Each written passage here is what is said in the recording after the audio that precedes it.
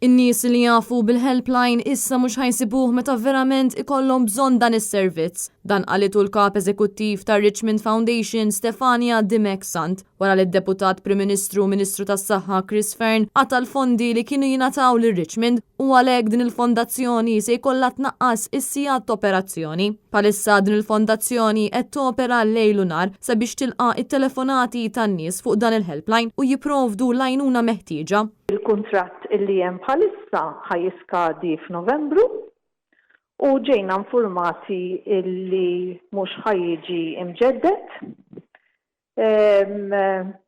U il-deputat Prim Ministru, il-Ministru tas-Saħħa annunzja illi ħajkun qed jiġi mwaqqaf helpline min-naħa tal-Gvern.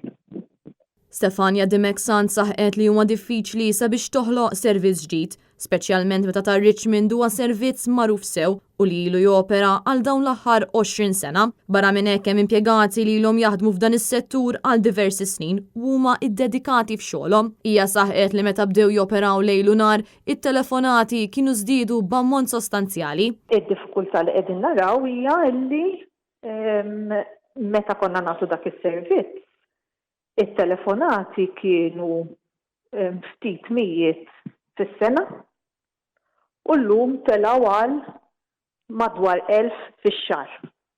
Allura id-domanda qiegħda hemmhekk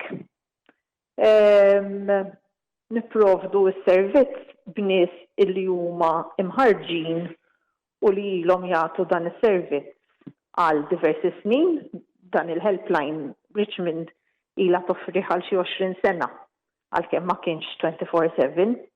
Hija tenniet li din il-fondazzjoni preżentament qed tinkwita għaliex f'ċertu ħinijiet mhux ħajkunu qed joperaw u għalhekk ma jkunux jistgħu jagħtu l-għajnuna tagħhom.